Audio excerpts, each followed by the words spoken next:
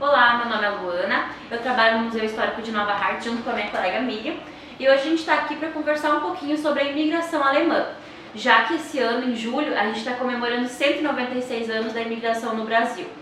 Eu também preciso destacar que esse vídeo ele é uma ação gratuita de contrapartida social do projeto da Terceira Dezemberfest Nova Hartz, aprovada pela Lei de Incentivo à Cultura, que é destinada aos alunos da rede municipal de ensino. Inicialmente, essa conversa aconteceria em forma de um ciclo de palestras no final de março, mas devido à atual situação que a gente está vivendo, a gente teve que modificar um pouco a nossa abordagem e a gente pensou em fazer esse vídeo então para conversar um pouco. Mas lembrando que o nosso público-alvo são os alunos do ensino fundamental, a gente teve que reduzir um pouco o nosso tema, porque a gente sabe que o tema imigração alemã aborda muitas questões, tem algumas questões bastante complexas, então a gente resolveu falar de uma forma mais simples para facilitar a compreensão dos alunos. E também porque esse material ele vai ser utilizado pelas escolas e pelos professores para trabalhar com eles e poderá ser trabalhado então de diversas formas diferentes. Nós tentaremos aqui fazer um breve histórico sobre a imigração alemã. Quais foram os motivos que levaram os imigrantes a virem para o Brasil? Como foi quando chegaram aqui? Quais as influências trouxeram? E também qual o legado deixado pelos imigrantes alemães em Nova Hartz? Luana, quais foram os motivos que levaram os imigrantes a saírem da Europa? Primeiramente, a Europa, no início do século XIX, isso lá por 1800, um pouquinho antes do início da imigração alemã, estava passando por um período bem conturbado, principalmente por causa das guerras napoleônicas, onde o imperador da França, o Napoleão Bonaparte, junto com o seu exército, começou a invadir vários territórios europeus para poder expandir o seu poder e o império da França. E essas guerras, que duraram mais de 10 anos, acabaram deixando muitas marcas de destruição na Europa e também tiveram muitos alemães que acabaram apoiando Napoleão. Então, quando ele foi derrotado, esses alemães começaram a ser perseguidos na Europa e eles precisavam então ir embora dali, achar um novo local para morar. Também o início do século XIX, lá na Europa, ele foi marcado por vários desenvolvimentos econômicos. Um deles foi a industrialização, onde eles passaram a utilizar a máquina para poder produzir mercadorias, bens de consumos. Com isso, muitas pessoas acabaram perdendo os seus empregos. Primeiro, porque uma máquina ela podia substituir a mão de obra de várias pessoas e só precisava de uma ou duas pessoas para poder controlar a máquina, e muitas pessoas não sabiam fazer isso. Então, com isso, muitos perderam o emprego, o salário abaixou, eles passaram a ganhar menos. Com isso, muitas pessoas acabaram perdendo tudo o que tinham e começaram a viver nas ruas também. Então, não estava nada fácil a vida naquela época.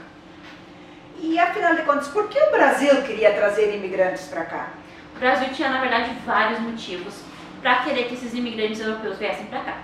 Um deles era a questão da preocupação com a civilidade, porque naquela época, ser civilizado era copiar os padrões europeus, se vestir como eles, falar como eles, ter um modo de vida parecido com o dos europeus.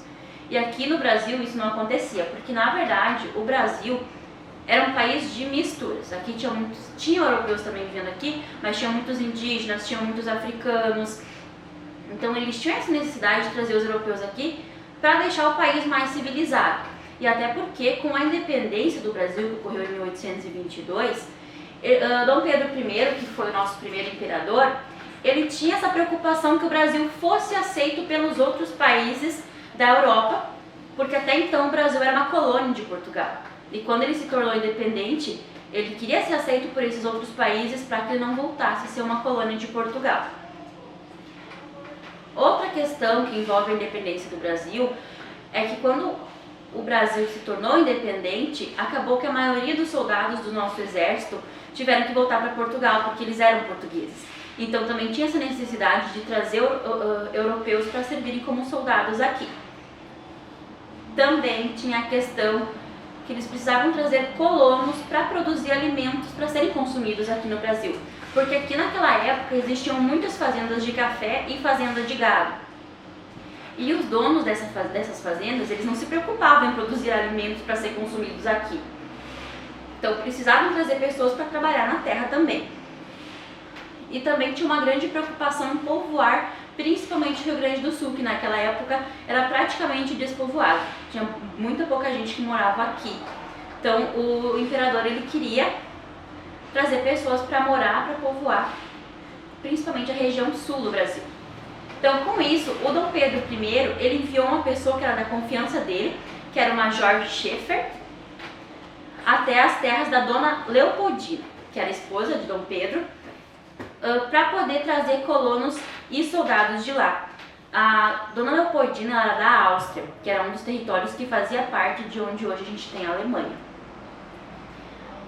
Com isso, começaram a se fazer muitas promessas para que os imigrantes europeus, alemães, quisessem vir morar para cá.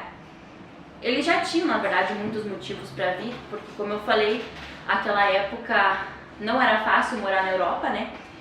Mas dessas promessas que foram feitas, foi prometido que eles iriam ganhar um pedaço de terra quando eles viessem para cá, que ia ser construída ruas, estradas para que eles pudessem chegar a esses locais, que eles ganhariam ferramentas, sementes para plantar, que eles ganhariam animais, várias coisas. E uma coisa muito importante para eles que foi prometido foi a liberdade religiosa, porque naquela época o Brasil ele era um país que seguia apenas uma religião, que era a religião católica.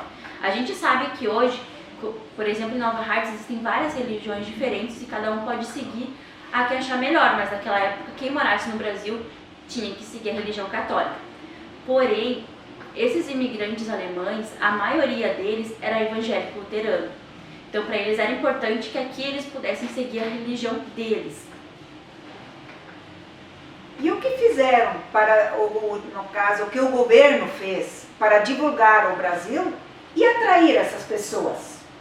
Primeiro, além das promessas, né, foram contratadas agências de colonização, companhias que iam até lá na Europa para fazer propaganda e trazer esses imigrantes para cá. E nessa propaganda, então, foi investido muito. Foram feitos cartazes, jornais, foram enviadas fotografias que eram distribuídas pela Europa, dizendo que o Brasil era um paraíso, que era o melhor lugar para se morar, que era uma grande oportunidade para quem queria mudar de vida. E quem, afinal de contas, veio de lá? Dentre os imigrantes, vieram muitos camponeses que acabaram perdendo o seu emprego por causa da industrialização, como eu expliquei. Vieram trabalhadores livres, artesãos, perseguidos políticos, pessoas que estavam em dificuldade na Europa, porque vir para cá, na verdade, era a única oportunidade de muita gente para melhorar de vida. E também teve pessoas que foram contratadas pelo governo brasileiro para vir aqui para administrar as colônias dos imigrantes e para vir trabalhar então como soldados. Tá, e naquela época, como eles vieram? Bom, como a gente sabe, a Europa é um continente e o Brasil fica no continente americano e tem um oceano que separa esses dois continentes. Naquela época não existiam carros e nem aviões como hoje, então só tinha uma alternativa que eles poderiam usar para vir para cá, que era através das viagens de navio. E essas viagens podiam ser bem difíceis, porque elas podiam durar de 2 meses a 4 ou até mais, dependendo das condições climáticas.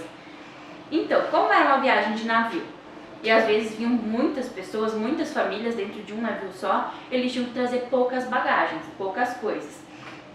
E as condições de dentro da maioria desses navios não eram muito boas, muitos eram sujos, as pessoas tinham que ficar meio amontoadas. Se a viagem demorasse mais do que eles acreditavam que ia demorar, eles acabavam passando sede, passando fome, porque daí faltavam alimentos, o espaço era pequeno, acabava que muitas pessoas ficavam doentes durante as viagens e muitas, inclusive, acabaram morrendo.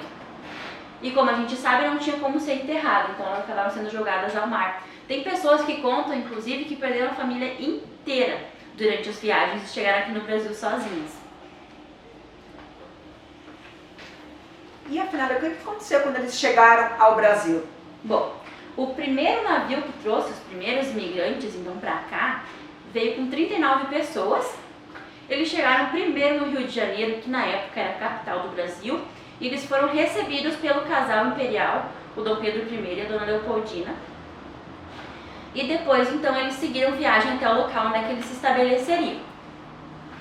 Então, no dia 18 de julho de 1824, eles chegaram até Porto Alegre e uma semana depois, o governador da província, que é conhecido como Visconde de São Leopoldo, ele trouxe esses colonos para a única construção que existia naquela época, que era a Real Feitoria do Linho Cânhamo.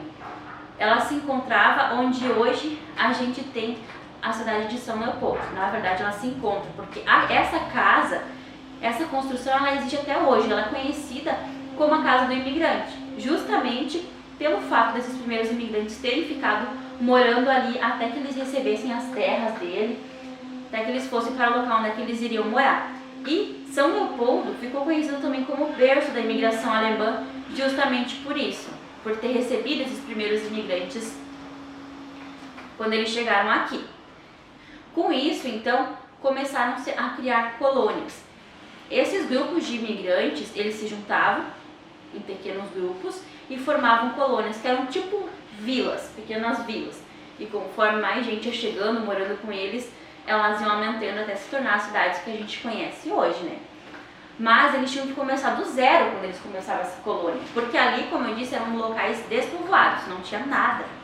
Eles tinham que cortar o mato, cortar as árvores para poder construir as suas casas. Então eles faziam as casas com as árvores mesmo. Tinham que limpar tudo para poder fazer suas hortas, poder plantar. E geralmente essas primeiras colônias, elas ficavam perto da beira dos rios. Por quê?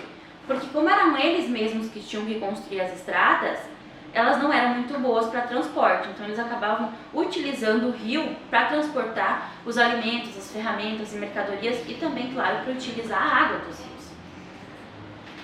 E sobre as promessas que eu falei, muitas delas não foram cumpridas. Uma das promessas que foi cumprida, na verdade, para os primeiros imigrantes foi a questão das terras. Eles ganharam sim as terras quando eles chegaram aqui, mas as outras, como a questão da construção das estradas, a questão que eles ganhariam ferramentas e sementes, a maioria das colônias, na verdade, não recebeu. Então, a maioria das promessas não foi cumprida. E a questão da liberdade religiosa. Os imigrantes poderiam sim seguir a religião deles, porém, esses prédios não podiam ter aparência de igreja, não podiam ter torres, não podiam ter sinos. Então eles podiam seguir a religião deles, porém eles não podiam declarar que eles seguiam outra religião que não fosse a católica. Mas então, como a gente viu, esses primeiros anos não foram fáceis para eles, né? Ainda mais que eles chegaram num local que não tinha nada, praticamente nada, que eles não conheciam a língua das pessoas que moravam aqui. E eles sofreram muito, só que apesar de sofrer, eles não desistiram. E eles conseguiram construir muitas coisas boas. Inclusive, muitas cidades do Rio Grande do Sul tiveram início com a vinda desses imigrantes alemães para cá. E eles acabaram deixando aqui muitas marcas e uma herança cultural muito grande. Mas então, Miriam, agora eu vou deixar você falar um pouquinho. Tu podia contar para nós como é que foi quando esses imigrantes chegaram em Nova Hartz? Pois bem, em 1826, chegava ao Rio de Janeiro o transatlântico Der Kranich, em sua segunda viagem, trazendo da Alemanha então mais uma leva de imigrantes que iriam estabelecer-se na colônia alemã de São Leopoldo. Entre estes, encontrava-se Guilherme Hartz, com a sua esposa Judith e seus 4 filhos. Eles eram habitantes de Walheim, uma região de Hessen, na Alemanha, e esses, quando eles chegaram ao Brasil, eles se estabeleceram em Hamburgo Velho. Mas os filhos do casal Hartz cresceram, se casaram e tiveram que procurar outras terras para criarem os seus núcleos familiares.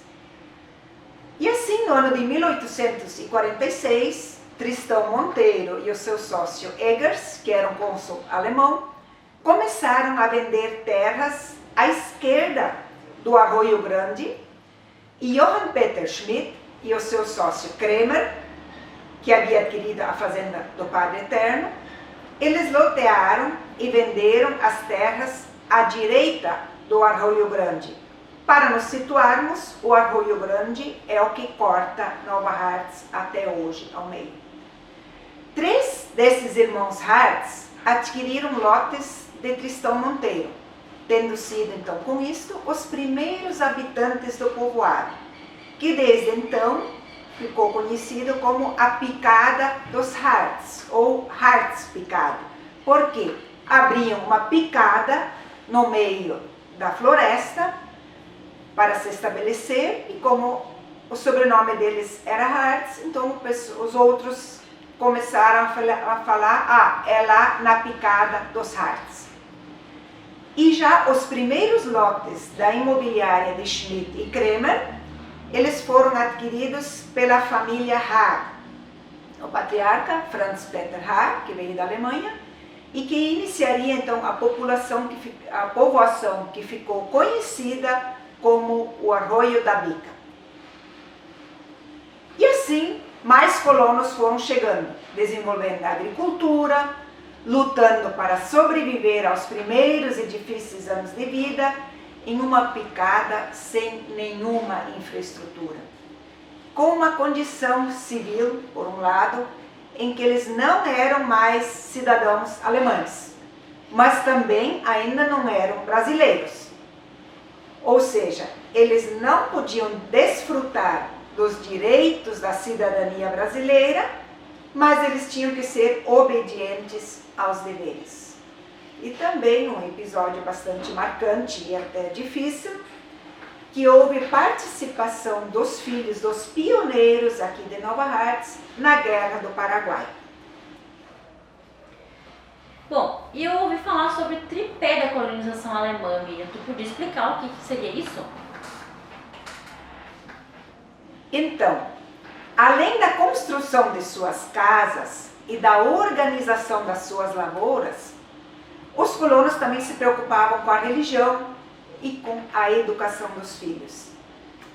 Esse é o tripé: a questão da sua sobrevivência, o seu trabalho, a sua religião, que eles não abandonavam, e a educação, que era muito importante para eles. Sobre a religião, sendo em sua maioria protestantes, eles seguiam os ensinamentos de Martim Lutero. E assim, eles incorporavam a necessidade de aprender a ler e a escrever para poder participar dos cultos e exercer plenamente a sua religião. Bom, Miriam, e agora continuando sobre o tripé da colonização. Poderia falar um pouquinho para nós como é que era a economia naqueles tempos? Bom, a economia, no início, era quase que totalmente baseada na agricultura minifundiária. Embora algumas pessoas também trabalhavam como ferreiros, funileiros, sapateiros, marceneiros, alfaiates, costureiras, alambiqueiros, comerciantes. Os primeiros moradores, nós já vimos, eles passavam muitas dificuldades para adquirir os mantimentos que não eram produzidos em suas terras e que eram necessários à sua sobrevivência. E o processo de desenvolvimento que se iniciou com a agricultura familiar, ele passou a assentar-se mais tarde nas indústrias calçadistas a partir da metade do século passado e que continuam até hoje. E sobre a questão da religião, como é que foi a construção das igrejas aqui na nossa cidade? Também com dificuldades, na base do mutirão das pessoas trabalhando, angariando fundos, trabalhando com suas próprias mãos. E no ano de 1877 foi construído o primeiro templo da Igreja Evangélica, tendo início assim a Comunidade Evangélica de Hartz-Picard, a ISLB, a Igreja Evangélica de Confissão Luterana no Brasil, hoje conhecida como a Igreja do Relógio. Era um prédio em madeira. E só lembrando que antes dessa construção, as pessoas reuniam-se em culto e reuniam-se nas casas de famílias. E o prédio atual que nós temos, aqui em Nova Hartz, ele foi construído em 1900 e a torre foi posterior. E como nós já vimos antes, até 1889, o Brasil era um império e a religião oficial era a católica. Então, embora houvesse a promessa de liberdade religiosa para os alemães que emigrassem para o Brasil, e por isso lhes fosse permitido construir seus templos, mas esses não podiam ter aparência externa de um templo. E só a partir da proclamação da República, em 1889, e a consequente separação entre igreja e Estado, é que foi permitido aos evangélicos construírem torres e colocarem sinos em seus templos. E anos mais tarde, aqui em Nova Hartz, houve uma divisão na comunidade evangélica, que fez com que fosse criada a Igreja Evangélica Luterana do Brasil, a IEL. O prédio dessa igreja foi construído em 1916, embora modificado um pouco posteriormente. E foi na comunidade da Picada Hartz que surgiu o primeiro grupo de juventude luterana do Brasil, isso em 1925. Também em 1926, de acordo com registros da SLB, na base do mutirão entre as pessoas, foi construída a Igreja Evangélica de Campo Pinheiro, a Igreja Evangélica de Confissão Luterana no Brasil também. E temos notícias que em 1927 foi construída a primeira Igreja Católica de Nova Hartz. E também, antes de 1927, as missas eram rezadas nas casas das famílias do local. E a comunidade chama-se até hoje São José, embora o prédio antigo tenha sido demolido e construído outro em seu lugar. E os moradores do Arroio da Bica eram, em sua maioria, católicos, e os da Picada Hartz, evangélicos. Portanto, quem era evangélico se deslocava de Arroio da Bica para Picada Hartz para ter aulas na escola evangélica. E o contrário também acontecia. Quem era católico frequentava as aulas no Arroio da Bica.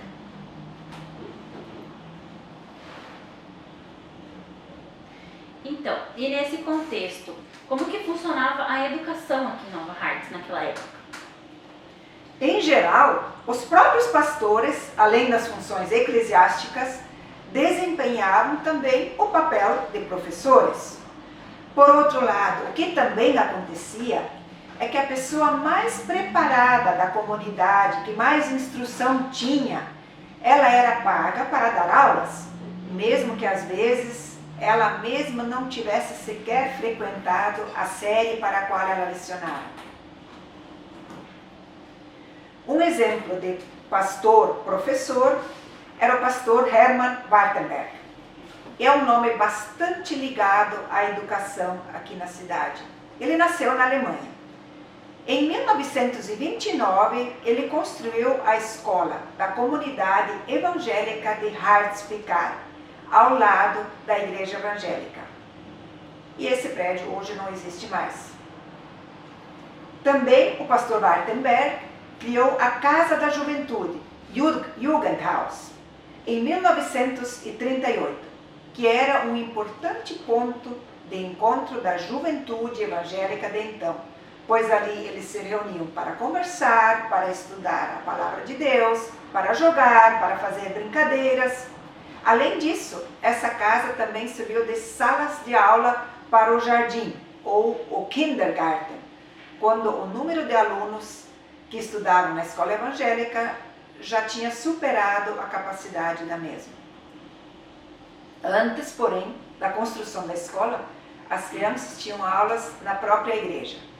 E muito importante, esse conjunto formado por cemitério, escola, igreja e casa da juventude é bastante representativo dos valores dos colonizadores alemães, que tinham como princípios a fé, a educação e a vida em comunidade. E no bairro Arroio da Bica, havia um professor chamado Otto Friedrich, nascido em Berlim, e que teria sido um dos primeiros professores do local.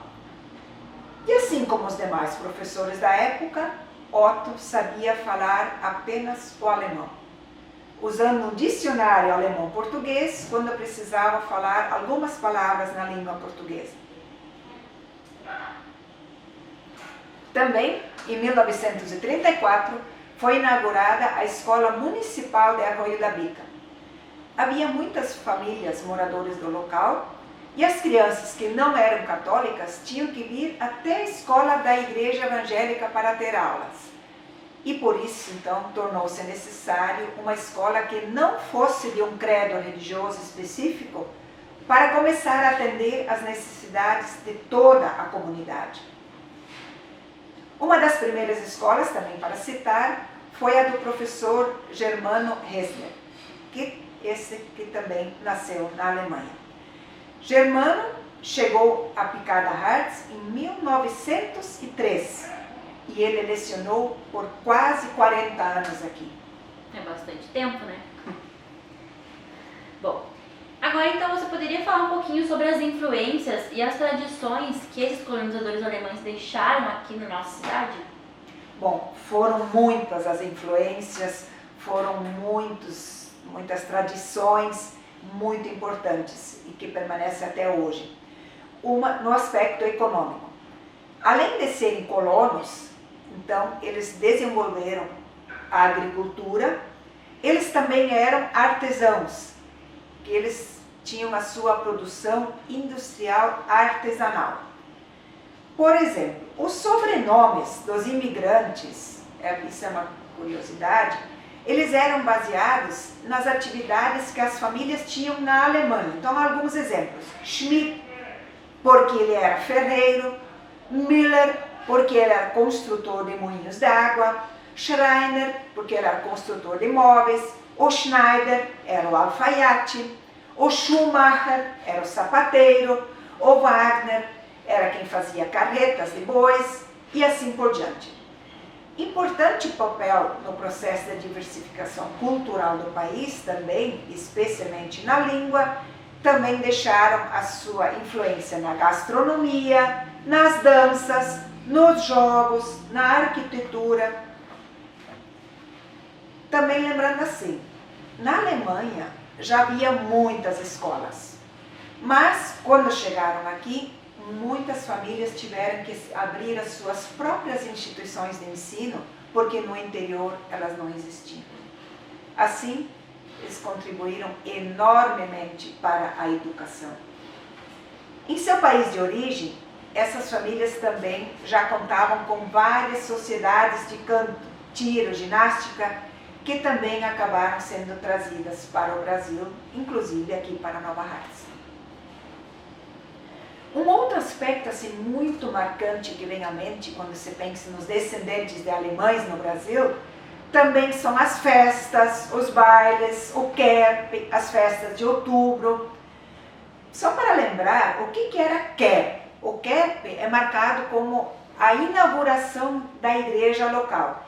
No caso, aqui em Nova Hartz, é a comunidade da ISLB, a Igreja Evangélica de Confissão Luterana no Brasil, que é datada de janeiro de 1877.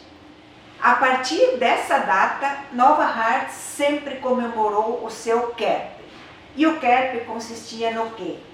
Muita festa, às vezes uma semana, no mínimo 3 dias, às vezes uma semana de festa, com muita comida farta, com as famílias visitando as pessoas de longe, com bandinhas, usava sempre o Kerp nos cultos e depois ia para as casas das famílias e depois para a sede da comunidade onde continuava o baile. Também uma grande tradição era o terno de atiradores de Ano Novo. O que era isso? Era um grupo de moradores que se juntavam para festejar a vinda do Ano Novo na comunidade. Fazia parte o casal Fritz e Frida, com dança, declamação de versos, mensagens saudando o Ano Novo, músicos tocando bailinho, a apresentação dos atiradores com uma sequência de tiros. Eles saíam de casa em casa, entravam nas casas, comiam, bebiam, dançavam, às vezes até pintavam-se de carvão, vestiam-se com roupas do sexo oposto, ou seja, era uma festa de fim de ano. Muito interessante. E agora eu vou falar um pouquinho mais sobre essas influências e esse legado, porque eu vou falar sobre o patrimônio patrimônio que existe na nossa cidade e que está relacionado a esse legado deixado pelos imigrantes alemães.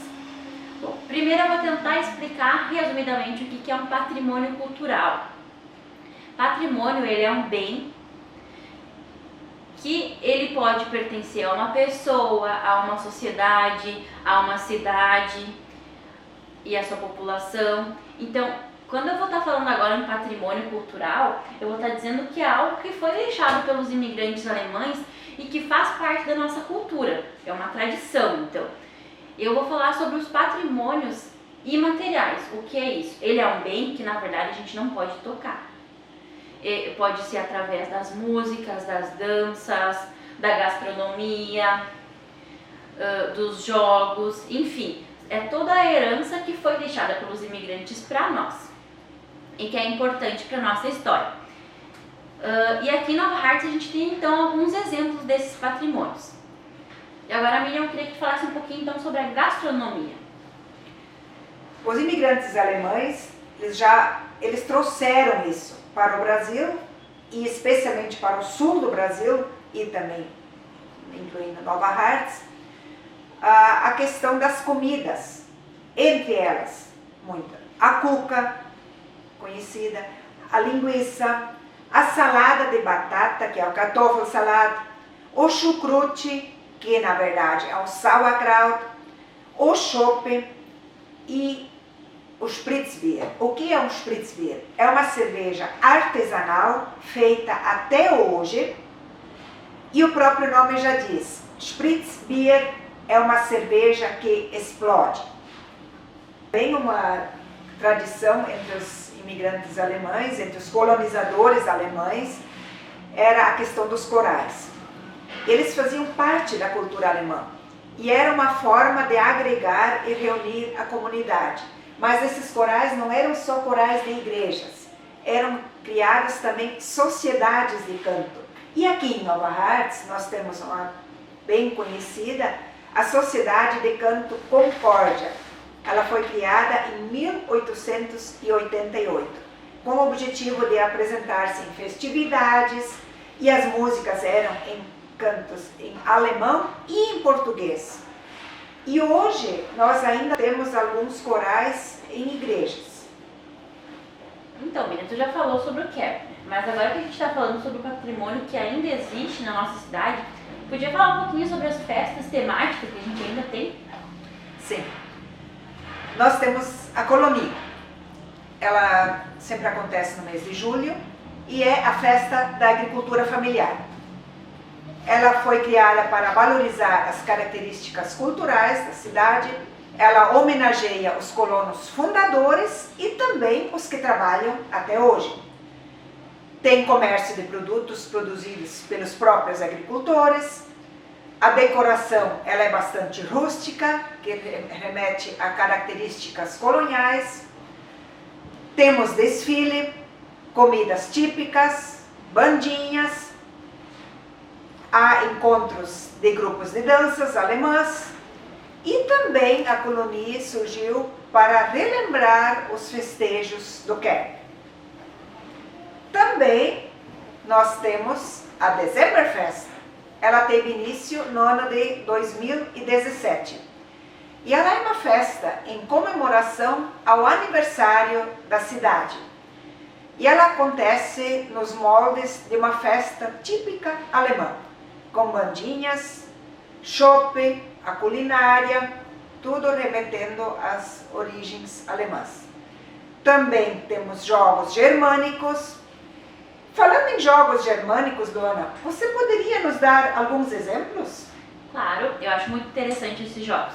Primeiro, que os jogos germânicos, eles são comuns em festas típicas alemãs, como as Oktoberfest, a Dezemberfest, Nova Hartz, e em outras festas típicas. E esses jogos, eles fazem a gente lembrar de coisas, atividades cotidianas que aconteciam no início da imigração, no início da colonização. Então eu vou dar 3 exemplos desses jogos. Um é a corrida de carrinho de mão, onde se utiliza um carrinho de mão de madeira, que nem o que era utilizado pelos primeiros colonizadores, onde se pega 2 participantes de cada equipe. Um participante senta dentro do carrinho e o outro tem que ir empurrando até chegar na linha de chegada. Quem chegar primeiro é da equipe que vence. Outro jogo é o corte de lenha a machado, onde é colocada uma tora geralmente bem grande de lenha e um participante de cada equipe tem que rachar essa lenha com o machado. Que rachar primeiro vence. E também tem o corte de lenha com uma serra de 2 pontas, que diferente dessas serras que a gente é acostumado de ver, onde só uma pessoa precisa serrar, essa serra, como o nome diz, tem 2 pontas e um participante vai de um lado e o outro participante vai de outro, e a equipe que conseguir serrar no meio essa tora de madeira primeiro, vence. Então são jogos assim que relembram bem as atividades cotidianas e também de brincadeiras que foram trazidas por esses imigrantes que eram feitas lá na Alemanha. E, se não me engano, nós também temos um grupo de danças aqui em Nova Hartz, grupo de danças folclóricas alemãs. Sim, o Volkstanzgruppe Tauqué. Esse grupo, na verdade, é quem organiza esses jogos germânicos aqui na Dezemberfest. E esse grupo de danças alemãs, ele foi fundado em abril de 1995, aqui na nossa cidade, para que se pudesse valorizar a cultura alemã. Então, eles fazem essa valorização da cultura germânica, tanto aqui na nossa cidade, quanto eles levam essa cultura para outros municípios, porque esse grupo de danças, ele participa de festividades, participa de encontros, porque existem grupos de danças em várias cidades do nosso estado e também fora dele.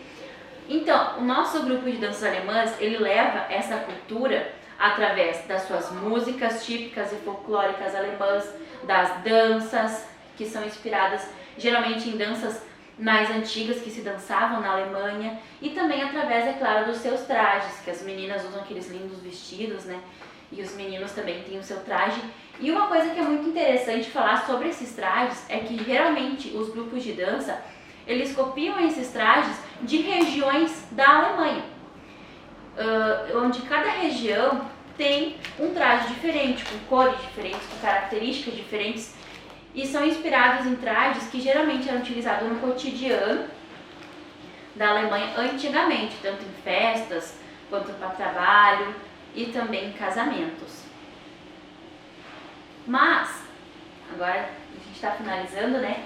Não podemos esquecer de um outro patrimônio que é muito importante, que foi deixado pelos imigrantes aqui, que é a língua deles, a língua que eles falavam. E será que você poderia falar um pouquinho sobre isso para nós, Miriam? Realmente, isso é muito importante.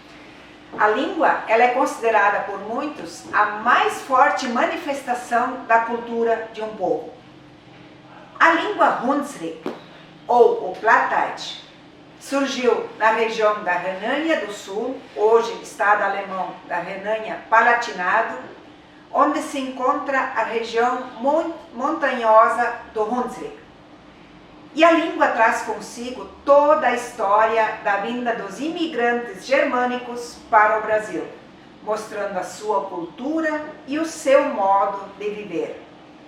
E só para lembrar, o Hunsrück, ele já era falado há cerca de 1500 anos entre os povos germânicos, mas a língua ela não era codificada, não era escrita, assim como muitas outras dessa origem, e eram vistas apenas como dialetos.